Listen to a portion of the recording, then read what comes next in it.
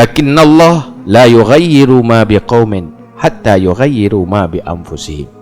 Dan tetapi Allah tidak merubah ia akan barang dengan satu kaum sehingga merubah mereka itu akan barang-barang dengan diri mereka itu.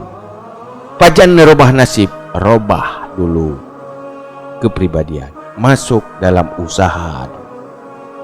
Berakan hantar tim berusaha, kata tim berusaha, berakan hantar tim tamang asbab, tatamang lam asbab, maka watenyan ke Allah nerobah nasib.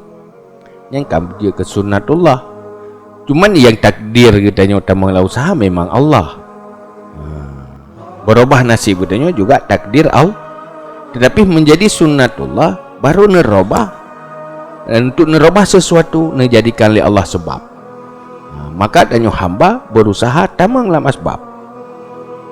Kita cerita tentang keikhlasan. Hanta tamang dalam mujahadah, hanta rempa ada yang ikhlas. Hanta tim teman-teman, hanta tim tamang dalam praktek aja. Bukan cerita-cerita belang. Menumpak pedih. Dia muka hana sapu tai dia cerita-cerita macam nyonyo temuka di labai. Dia cerita-cerita kira tu. Nyena lebah. Hana ngan cerita-cerita. Di bandit tamang dalam asbab. Nyonyo buat nyonyo cerita-cerita. Ngan cerita-cerita yo hana. Cuman semoga cerita-cerita yo tabutnya salah satu asbab yang mentambahin untuk tobat maksud.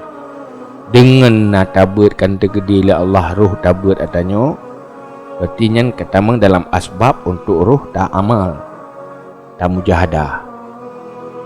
Menyohana je hana ruh tabut api. Semoga buatnya berberkat menjadi sebab. Karena tujuan inti je, tujuan inti mendapatkan hati yang